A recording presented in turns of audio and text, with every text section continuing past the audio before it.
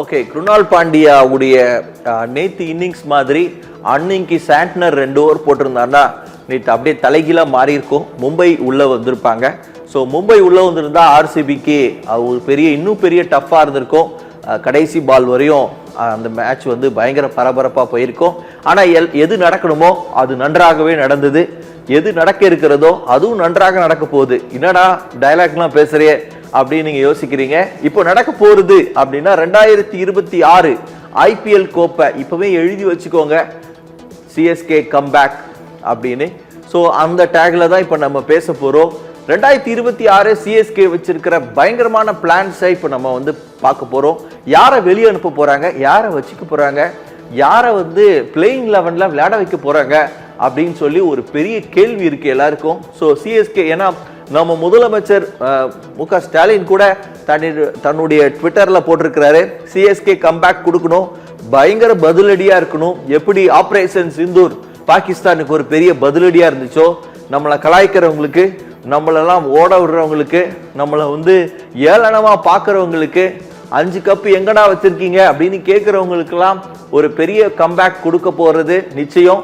அது எப்படி இருக்க போகுது லிவி, யார் இருக்க போறா, யாரெல்லாம் வெளியே போறாங்க, யாரை புதுசா நம்ம எடுக்க போறோம். ஏன்னா சாம்சங் அது மாதிரி சாம்சங் அண்டு இன்னொரு பிளேயர் கேமரூன் கிரீனா, இவங்கெல்லாம் சிஎஸ்கேக்கு வர போறாங்கன்னு ஒரு பெரிய நியூஸ்லாம் வந்திருக்கு. அதெல்லாம் உண்மையா நடக்க போதா, மினி ஆக்ஷன்ல எதை நடக்க போகுது? கண்டிப்பா ஃபர்ஸ்ட் வந்து பாத்தீங்கன்னா எனக்கு தெரிஞ்சு பிளேயரை வந்து ரிலீஸ் பண்றதுல தான் இருப்பாங்கன்னு நம்ம பார்க்கலாம். ஸோ அப்போ பார்க்குறப்போ நம்மளோட இந்த வருஷம் எனக்கு தெரிஞ்சு நம்ம நிறைய எங்க கோட்டை விட்டோம் அப்படின்னா பேட்டிங்ல தான் அதிகமாக கோட்டை விட்டதை நம்ம பார்க்குறோம். மேபி அந்த கடைசி எண்ட் ஆஃப் த சீசன்ல நம்மளோட பேட்டிங் கொஞ்சம் செட் ஆனதை பார்த்தோம். பட் ஆனால் அந்த ஸ்டார்டிங் ஆஃப் த சீசன்ல வந்து பார்த்தீங்கன்னா பேட்டிங் சுத்தமாக செட்டே ஆகல, எக்கச்சக்க ரன்ஸை வந்து அடிக்காம, ஸோ மேட்சை ஈஸியாக ஆப்போசிஷன் டீமுக்கு கொடுத்ததை பார்க்குறோம். அதே மாதிரி ஹோம் கிரவுண்டை வந்து ரீட் பண்ணாம நிறைய பேட்ஸ்மேன் இருந்த மாதிரி நம்ம பார்க்குறோம். அதுவும் முக்கியமா ஸோ இப்போ பார்த்தீங்கன்னா தோனி, ருத்ராஜ், சித்தார்த், ரச்சின், தீபகுடா, உர்வில் பட்டேல், டெவன் கான்வே, ஷேக் ரஷீத், ஆயுஷ் மாத்ரே, ரகுல் திரிபாதி, விஜய் சங்கர், பிரவிஸ், ஸோ இந்த மாதிரி பிளேயர்ஸை வந்து இப்போதைக்கு பேட்டிங்ல இருக்காங்க. பட் இதுல நம்ம யாரெல்லாம் ரிலீஸ் பண்ணா நல்லா இருக்கும் முக்கியமா அப்படின்னு நம்ம அதான் பார்க்குறோம். ஸோ ரச்சின் ரவீந்திரா, தீபகுடா, ராகுல் திரிபாதி, விஜய் சங்கர், ஸோ கண்டிப்பா இந்த 4 பிளேயர்ஸ் வந்து சிஎஸ்கே எப்படியாவது ரிலீஸ் பண்ணிருங்க அப்படின்றது தான் எல்லாரோட கையெழுத்து கும்பிடுறாங்க.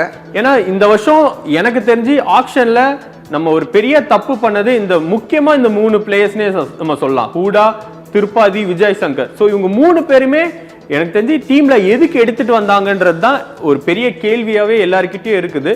ஸோ மேபி இந்த 4 பிளேயர்ஸை ரிலீஸ் பண்ணிட்டு நம்மளுக்கு இந்த பேட்டிங்ல என்ன மாதிரி பிளேயர்ஸ் ரொம்ப முக்கியம் அப்படின்னு நம்ம பார்க்குறோம் அப்படின்னா, ஸோ ஆல்ரெடி நம்மளுக்கு ஒரு நல்ல ஃபினிஷர் பிரவிஸ் இருந்தாலுமே இன்னும் ஒரு ஃபினிஷர், மேபி இன்னும் ஒரு பெரிய ஹிட்டர் இருந்தா சிஎஸ்கேவோட அந்த கடைசி டெத் ஓவர்ஸ்ல வந்து கொஞ்சம் ரன் கிடைக்க வாய்ப்பு இருக்கு. ஏன்னா ஓப்பனிங்ல எனக்கு தெரிஞ்சு டெவன் கான்வே, ஆயுஷ் மாத்ரே, ருத்ராஜ் கைக்வாட் இந்த மாதிரி பிளேயர்ஸ்லாம் இருக்கிறனால ஸோ இந்த டெத் ஓவர் ஹேண்டில் பண்ற அளவு நம்மளுக்கு ஒரு பேட்டர்ஸ் இருந்தா பெட்டரா இருக்கும் அடுத்த சீசன்ல நம்ம பார்க்கலாம். ஓகே, பேட்டர்ஸ்ல இப்போ இவங்க 4 பேர் வெளியே போறாங்க, யாரெல்லாம் புதுசா உள்ள வர போறா, ஸோ இது வந்து நம்ம வெயிட் பண்ணி தான் பார்க்கலாம்.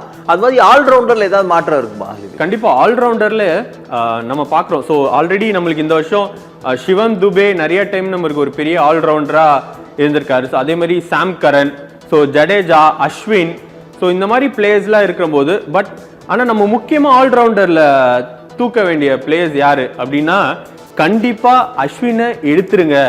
ஏன் அவருக்கு இத்தனை கோடி கொடுத்து அஸ்வினை எடுத்துட்டோம், ஏன்னா அவரோட போலிங் இந்த வருஷம் போலிங்கா இருக்கட்டும், அவரோட பேட்டிங்கா இருக்கட்டும், இந்த வருஷம் பெருசா ஆல்ரவுண்டர் இதுல செட்டே ஆகல அப்படின்னு நம்ம பார்க்கலாம். ஸோ முக்கியமா அஸ்வினை தூக்கி ஆகணும் அப்படின்றது தான் எல்லாரோட எதிர்பார்ப்பா இருக்கு. ஆனா கண்டிப்பா சிவம் துபேவும், சாம் கரன், ஜடேஜா, ஸோ இவங்க 3 பேருமே டீமுக்குள்ள இருக்கிறதுக்கான அதிக வாய்ப்பு இருக்கதா நம்ம பார்க்குறோம் ஆல்ரவுண்டர்ல. ஓகே, ஸோ இப்போ நம்ம பார்த்துட்டு இருக்கோம், நம்முடைய லைவ் விஷுவலை பார்த்துட்டு இருக்கோம். பெங்களூர்ல சின்னசாமி ஸ்டேடியத்துக்குள்ள பஸ் நுழைஞ்சிட்டு இருக்கு. அந்த பஸ்ஸுடைய காட்சியை தான் பார்த்துட்டு இருக்கோம். வழி நெடுகிலும் ஆர்சிபி ரசிகர்கள் ஆர்சிபின்னு சொல்லி போலீஸ் பட்டாளத்தோட ஆர்சிபி உடைய வீரர்கள் சின்னசாமி ஸ்டேடியத்துக்கு பக்கத்தில் அவங்க நெருங்கிட்டாங்க. ஸோ அந்த காட்சியை தான் நம்ம பார்த்துட்டு இருக்கோம். மிகப்பெரிய ஒரு கொண்டாட்டம். 2 பஸ் ரொம்ப கலர்ஃபுல்லாக டெக்கரேட் பண்ணியிருக்கிறாங்க. அவங்களுடைய கொண்டாட்டத்தை தான் நம்ம பார்க்குறோம். ஸோ செலிப்ரேஷன்ஸ்க்கு நிறைய விஐபிஸ் வந்திருக்கிறாங்க. ஸோ 18 வருஷம் என்ன மாதிரியான எமோஷன்ஸை ஒவ்வொரு ஆர்சிபி ஃபேன்ஸும் இவ்வளோ நாள் அவங்க மனசில் சுமந்துட்டு இருக்கிறாங்க, அந்த பாரத்தெல்லாம் இறக்கிட்டு நேற்று நைட்டு ஃபுல்லாக பயங்கரமான செலிப்ரேஷன். நேற்று பெங்களூர் பட்டணம் தூங்கா ஒரு நகரமாக இருக்கு. நேற்று யாருமே தூங்கலை. பயங்கரமான பட்டாசு, பயங்கரமான செலிப்ரேஷன், டான்ஸு, ஸோ பயங்கரமான பார்ட்டிஸு. ஸோ அதை தாண்டி அவங்களுடைய எமோஷன்ஸை வெளிப்படுத்துகிற விதமாக அவங்களுடைய செலிப்ரேஷன் என்ன செய்கிறதுன்னு தெரியல, அவ்வளோ வெறித்தனமாக அவங்க வந்து செலிப்ரேட் பண்ணியிருக்கிறாங்க. ஸோ இதில் தான் விராட் கோலி வந்துட்டு இருக்கிறாரு, தன்னுடைய கப்பை கையில் பிடிச்சி மக்களை வந்து சந்திக்க போகிறாரு.